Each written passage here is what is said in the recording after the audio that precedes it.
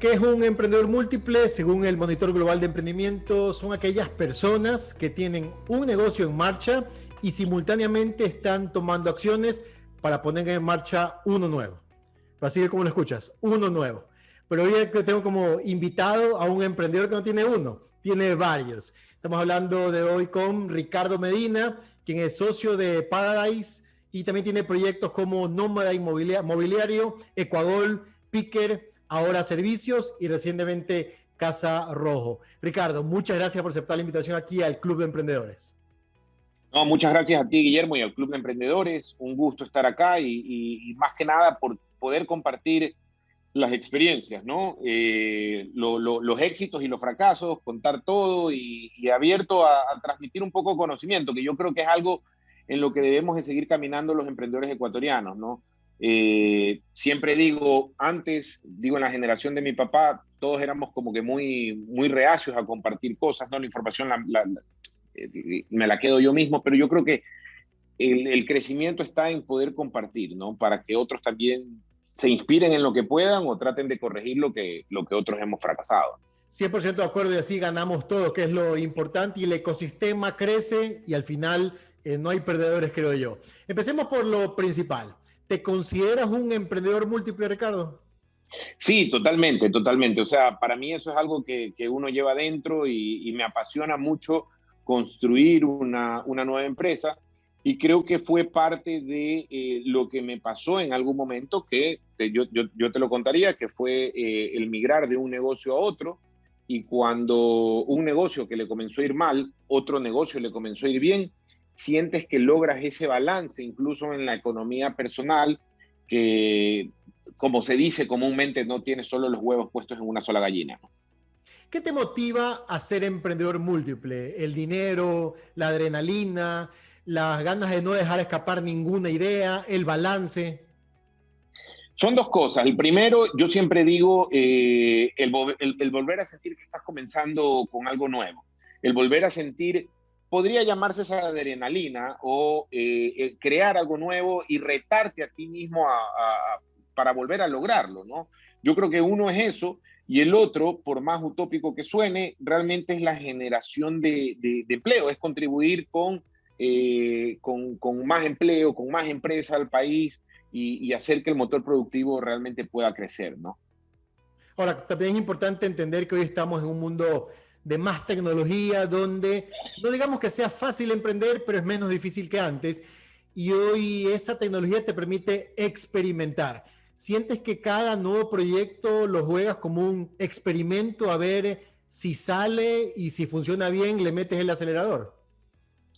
O sea, mira, una de las cosas que vas aprendiendo con el tiempo es que hoy por hoy yo creo que existe más data o los datos están mucho más al alcance de todos que antes no habían, ¿no? Te digo, comenzando por el último emprendimiento que lo mencionas, que es el de importar el tema de vinos de Bodega Casa Rojo. O sea, tú ya tienes data de importación, de cuánto venden otras marcas, otras casas, y puedes tratar de proyectar algo de esto. Pero hay otros en donde definitivamente no tienes. Pero me apasiona, por ejemplo, y te cuento también un poco en desorden, pero donde los proyectos como Picker o Ahora Servicios, donde yo tengo un equity, no soy el dueño ni mayoritario ni absoluto, son apasionantes porque es volver a reinventarte en una industria de startups o de tech, ¿ya? Que está jugando muy aceleradamente en lugares como Argentina, como México, como Colombia, y que es otro ecosistema que hay que entenderlo y hay que descubrirlo. Entonces, ahí sí se vuelve, por ejemplo, te diría yo, un poco más de reto, ¿no? De meterte en algo donde nunca has estado, ¿no? O algo no tan tradicional como puede ser una importación de algo. Hay quienes consideran que para convertirte en emprendedor múltiple tienes que intentar conjugar en el largo plazo una especie de cadena de empresas que una pueda estar vinculada a la otra. En tu caso, y revisando las industrias en las cuales estás definitivamente, debe haber alguna conexión, pero muy lejana. ¿Cómo recomiendas, si alguien quiere montar un segundo negocio, una segunda empresa, una segunda startup, recomiendas que apunte a otra industria completamente ajena, diferente a la tradicional, o que intente ver que tenga un hilo conductor una y otra negocio? No, realmente yo creo que no tienen que tener un hilo conductor entre una u otra. Si hay algo que digamos que nosotros, o sea, que yo he podido aportar transversalmente es la parte de la comunicación, ¿no? O sea, en muchos de estos emprendimientos, Paradise o la agencia o donde yo tengo, digamos que está mi mayor conocimiento, he podido distribuirlo, manejarlo con todas estas, pero no es el motivo, ¿ya? No es el motivo por el cual nace un emprendimiento de estos. Que tú aproveches esas eficiencias que puedes lograr, creo que es importante. Pero te digo, cada negocio, cada emprendimiento nace de una necesidad, de una oportunidad que vemos, de un análisis de mercado diferente y de diferentes coyunturas que cada industria te presenta, ¿no?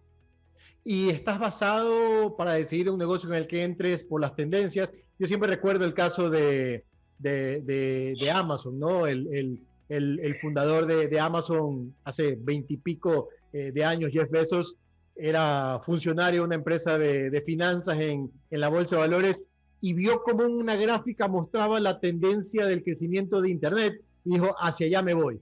Cuando veo emprendimientos como ahora servicios, que es un tema colaborativo, o Rappi, que es delivery, veo que están enfocados en temas de tendencia a nivel tecnológico. Pero cuando vemos casos como Casa Rojo, que también es el nuevo emprendimiento del cual estás montando, si bien es cierto, no es tecnológico, hay una tendencia marcada en que el consumo de vino local, que es muy bajo, tiende a crecer.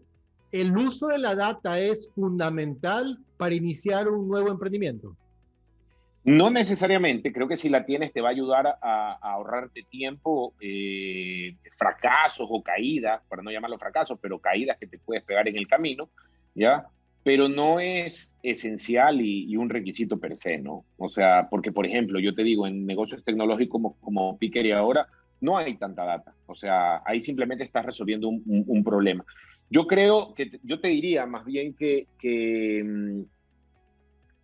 al analizar cada emprendimiento, a mí me gusta mucho una frase de justamente Bill Burback, que es que la creatividad es el principal motor o la fuerza que tienen los negocios, ¿ya? O sea, y para mí lo transversal sería la creatividad y encontrar esa diferenciación que vas a marcar en tu mercado. ¿Qué ha pasado mucho aquí en Ecuador? Que alguien siembra banano, el banano da plata y muchos seguimos y vamos a ponernos una bananera y de repente te encuentras con que hay sobreproducción de banano, ¿ya? Pero para mí es como en cada negocio tú encuentras tu nicho con un factor diferencial o diferenciador, ¿ya? Que te permita posicionar de una manera diferente. En Nómada realmente, por ejemplo, en el tema de los modulares, de cocinas, de baños, o sea, encontramos, ¿ya? Un nicho al que le apuntamos, donde hay mucha creatividad, donde hay mucho tema de cosas modernas, de llevar una cocina que era un espacio tan aburrido antes, un espacio donde no querías estar, ahora hacer un espacio en donde brilla, donde puedes invitar a alguien sin ningún problema y compartir, porque puede ser también un espacio menos casa. Ahí hay un tema de cambio en el giro de negocio. En el caso de los vinos, por ejemplo, que la importación, siempre aquí hablamos de la balanza comercial, de que somos un país que también importa y que hay que cuidar mucho este tema. No hay mucha ciencia en traerte una de estas cosas, pero nos gustó mucho la propuesta de valor de esta bodega, donde sus etiquetas, el packaging es diferente, donde creemos que el producto y el storytelling que está detrás de esta bodega ya tiene una fuerza y hay un potencial para que esta marca se posicione en el mercado. En donde analizamos, como te digo, fuimos, porque todavía somos de eso, de salir a la calle, de entender el mercado en donde nos estamos metiendo y de ir a un retail y ver como toda la percha de vinos y decimos, bueno, acá esto puede llamar la atención. Entonces, todos tienen un factor de diferenciación a través de la creatividad. En el caso de Picker es lo mismo, o sea, entendemos un problema y cómo transformar y ser la solución para eso y en ahora lo mismo, ¿no? O sea, porque el día de mañana entrar a tu casa, solucionar cualquier problema que tengas, ya sea de un electrodoméstico, o sea de un tema eléctrico, o sea de un tema de carpintería, pues toda la vida lo hemos tenido, pero cómo la tecnología en esto y con creatividad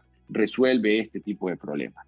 Cuando hablas de creatividad, Ricardo, y obviamente tú eres uno de los líderes en Ecuador en el respecto, pero cuando hablamos de creatividad estamos hablando de temas estrictamente comunicacionales, estrictamente publicitarios, que sin duda lo hacen muy bien, o tiene que ver también por el lado de desarrollo de producto, que el producto genere algún tipo de diferenciación. Es decir, yo puedo tener un producto similar, pero si lo comunico mejor voy a ganar. Sí, claro, claro, claro. Y yo sé que si bien es un ejemplo tan repetido que probablemente todo el mundo lo debe haber escuchado, pero para mí uno de los ejemplos que marca esto o sea, la fuerza de ese valor de marca, de ese diferencial de producto, como tú lo estás hablando, para mí es el caso de Apple, ¿ya? Porque creo que es muy sabido por todos, porque lo encontramos en cualquier lectura, que el celular, hacer un celular cuesta lo mismo probablemente en las fábricas de China entre las diferentes marcas que hay, entre Huawei, entre Samsung, entre Apple, pero la gente está dispuesta a pagar más por Apple y por eso pues su capacidad de caja hoy por hoy, a diferencia de los otros. Entonces, ahí es donde para mí siempre, y hay muchos otros ejemplos, pero donde tú realmente ves que construir algo con una propuesta de valor única, con un diferenciador, con algo que conecte emociones entre el producto o la marca y las personas, creo que la gente está dispuesta a probar esas nuevas ofertas, ¿no? Y siempre que la propuesta de valor esté consistente con la comunicación, ¿no? Obvio, y con el producto, ¿no? O sea, volviendo a mi área, digamos que tradicional o mi core, la mejor comunicación no salva un mal producto. Exactamente. Hablemos un poquito de Exacto. organización, Ricardo. Hablamos de 6 negocios, 6 empresas en las cuales tienes algún tipo de participación. Eres un emprendedor serial, un emprendedor múltiple, digámoslo así, como lo llama tácitamente el estudio de emprendimiento. Pero, ¿cómo te organizas? ¿Cómo logras vigilar, supervisar, no sé si controlar, pero eso sí, administrar cada uno de esos 6 negocios y que puedan ir creciendo poco a poco y cumplen los resultados? Mira, yo creo que es un tema que aprendí con el tiempo, ¿ya? Que justo en otra entrevista que nos hacían con Agustín Férez Cordero, que es mi socio en la mayoría de emprendimientos, no en todos, pero en la mayoría sí, justamente contaba que, por ejemplo, en el año, me acuerdo, Paradise nace en el año 2009, la agencia, y en el año 2011, en algún momento nos tuvimos que encontrar los dos y hablar, porque en ese momento ya Agustín tenía la cadena de restaurantes Cocolón, ya tenía un programa de radio, yo en esa época todavía tenía también marca registrada, y nos pasó mucho en Paradise que por ser desordenados, cuando yo estaba en la mañana y quería reunirme para solucionar ciertos problemas de Paradise, Agustín no estaba. Y cuando él llegaba, yo me había ido también para todas estas cosas. Entonces, de Estaban esos en errores Ecuador uno también en esa época, ¿no? en Ecuador y me iba para un lado y para el otro y él llegaba y me llamaba, ¿qué fue? ¿Dónde estás? Y le digo, no, ya yo estuve en la mañana, me vine acá y no teníamos esa capacidad de unirnos y planificar en poder. En un momento tuvimos que decir, a ver, pongamos un poco de orden, ¿no? Porque yo creo que en ese orden y planificación nace todo. Dijimos, si queremos hacer crecer Paradise, tenemos que estar claros cuál es el tiempo, cuándo vamos. Y de ahí todo se convierte en un tema de orden. Orden y saber escoger los socios correctos, ¿verdad? Que no es fácil, ¿ya? Pero para mí es saber escoger los socios correctos y confiar en las capacidades que tiene cada uno para cada área. Yo soy bueno haciendo esto, yo no soy bueno haciendo lo de acá. Entonces, no hay que pretender hoy por hoy para justamente este emprendimiento serial ser todólogo, ¿ya? Sino tratar de entender que hay un socio tuyo, por ejemplo, en la parte de tecnología, y te digo en Picker, Juan Daniel Nebel, que es el CEO, en donde yo en tecnología pues lo escucho, y él es te digo, él es el Maradona o el Messi de Picker en tema tecnológico, que yo no lo sé, yo de programación no sé nada, pero sí sé de comunicación, Y entonces sabes es de tratar de negocios. encontrar, y sé de negocio, entonces ahí es donde tratamos de encontrar esta sinergia de los socios para que cada uno aporte desde el área en donde cada uno es. Y no meterte de más, tener también, para mí importante en muchas de estas notas, antes uno quería hacerlo todo, y a mí me pasó eso en negocios que no fue mal, porque uno quería hacer todo, ¿ya? Entonces uno quería manejar una agencia de publicidad y salir, me invento, salir a vender vino. O sea, estoy hablando de salir a vender vino. No puedes hacer eso. No te da el tiempo, algo vas a descuidar y ahí es donde está mal. Entonces, hoy por hoy es un poco más de orden, tratar de asistir a directorios una vez a la semana, ponerles hora, ordenar una mejor agenda, que era algo que también con el tiempo y con múltiples errores que he cometido por un mal manejo de agenda, ¿ya? Y muchas disculpas pedidas, porque como te digo, no era tan ordenado en eso, pero lo puedes lograr, ¿no? ¿Cómo escoger un buen socio, Ricardo? Has mencionado varias veces a Agustín Férez Cordero, lo conozco hace mucho tiempo, una gran figura del mundo de la creatividad, de la agencia de publicidad, y está clarísimo que combinan perfectamente. ¿Es eso lo que debes buscar en un socio, una combinación, una complementariedad? Sí, yo pienso que una de las primeras cosas obviamente es el feeling. Creo en el feeling que existen las personas cuando dos personas se sientan y tú sientes que hay un buen feeling con esa persona. Eso para mí es lo primero. Y lo segundo es entender cuál es el potencial de cada persona, qué rol juega cada persona en ese emprendimiento. Y me voy a las cocinas con otro socio y amigo, ya que mucha gente Enrique. te dice, nunca te metas en Enrique Martínez, ¿no? Un excelente socio, uno de mis grandes amigos, de mis mejores amigos, y que mucha gente te dice es un error meterte con amigos. Yo siempre creo que Terminas peleando, no, dicen. te terminas peleando, dicen, pero yo siempre creo, insisto, en que tú tienes que tratar de ver cuál es el rol. Enrique es un tipo muy trabajador, un tipo muy apasionado, comercialmente de primera, entonces tú no entras en esa parte, ¿ya? Y aprendes a respetar que ese es el espacio de él, donde le puedes decir un consejo de lo que tú creas, pero respetas ese espacio. Y en muchos temas de comunicación, él también se vira donde nosotros y dice, ¿cómo ven ustedes esto? Oye, vamos a hacer esto, ¿cómo lo comunicamos? Entonces creo que cada cual encuentra ese complemento, ¿ya? Yo creo que hay que dejar de lado los egos para el emprendimiento serial, ¿ya? Tengo otros socios que te digo, Juan Daniel es alguien que no me recuerdo la edad, me va a matar cuando vea la entrevista, pero Juan Daniel fácil debe tener 10 años menos que yo, ¿ya? Y sin embargo, Que tiene sus pros y sus contras, ¿no? Quizás más sí, dinamismo, sí, más actualizado al mundo sí, digital, pero menos experiencia que tú. Ahí viene la pero también combinación. está, como te digo, pero hay un tema también de esa combinación, hay un tema de que antes puede haber algo de ego y decir, no, pues, o sea, este pelado, porque así nos referimos hay veces a alguien 10 años menor, o sea, pero realmente, yo te digo, en Picker existe también esta admiración, ¿ya? Porque yo creo y admiro lo que él hace, igual Antonio Pazmiño, que es otro socio, hermano, que me parece un capo del tema financieros y de análisis de proyecciones de este tipo de empresas de crecimiento exponencial que yo no lo conocía. Uh -huh. Entonces, insisto, yo creo que es tratar de entender bien cómo realmente complementarte con tus socios y no solo buscar un socio por dinero o porque, o sea, porque esas cosas son las que para mí siempre funcionan, no funcionan tan bien. O sea, cuando tú buscas un socio no por el complemento que pueda hacer, sino solo por dinero, ¿ya? Y le entregas un tanto por ciento del equity de tu compañía a cambio de dinero y ese socio lo único que busca es dinero, ¿ya? Ahora, hay socios capitalistas a los que puedes, pero creo que siempre es importante marcarle la línea de hasta dónde llega él. Ahora, esa línea la marcas con un plan. ¿Qué tan importante es hacer un plan? Porque hablamos de socio en la agencia de publicidad, socio en la empresa tecnológica, socio en la empresa de mobiliarios, y pudiera generar ese conflicto, sea amigo, o sea, no amigo, si empiezan a tomar decisiones aleatorias.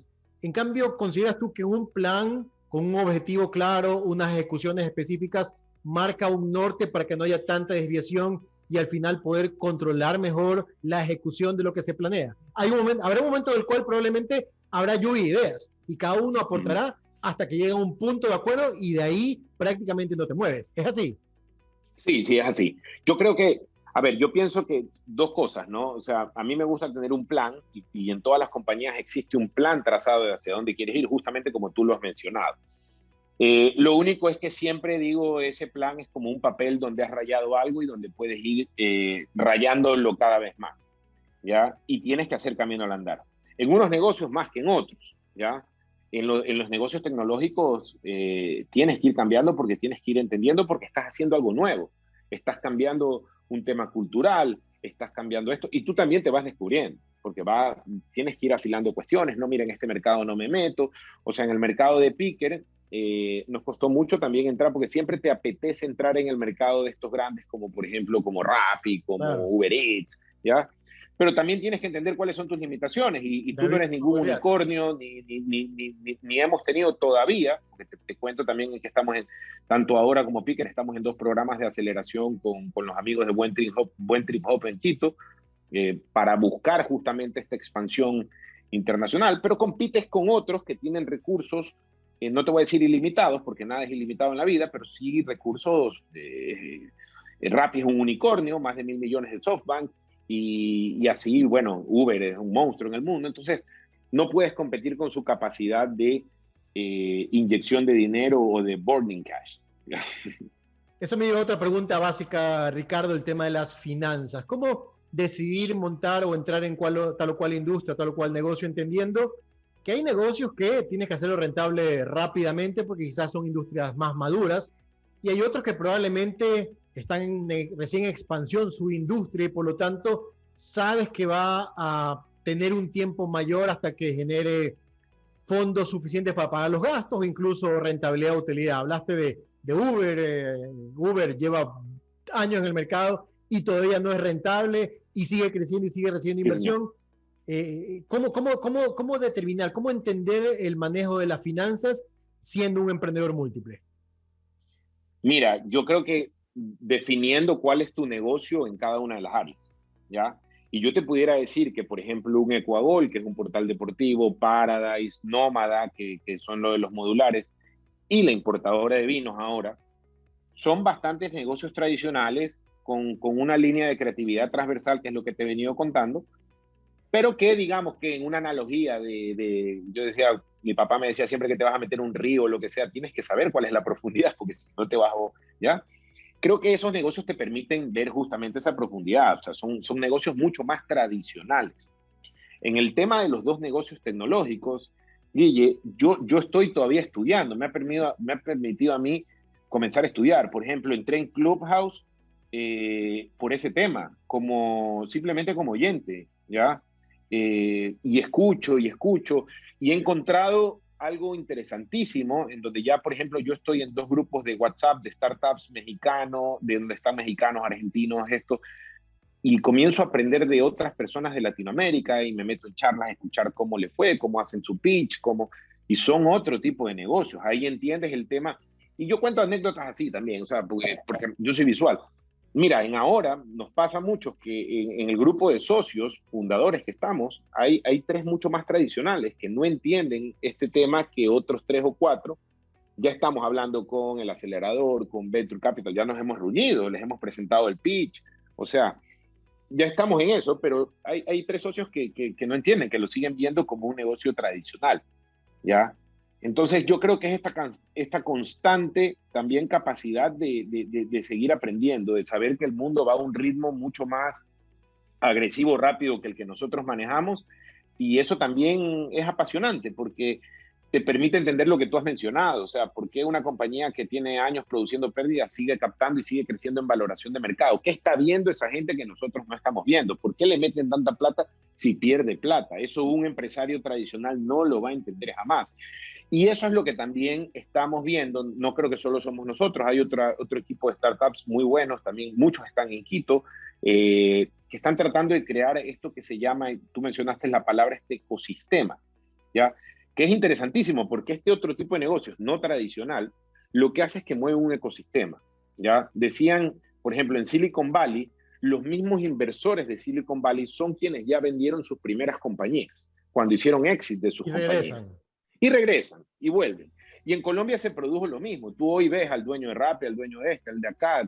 Son personas que ya hicieron cash out y que ya tuvieron un éxito de su compañía por este modelo nuevo de que una compañía que es más grande a nivel mundial, que tiene mayor capacidad de expansión, te va comprando y te va comprando y te va comprando, ¿ya? Y se crean estos ecosistemas que todavía en Ecuador no hay.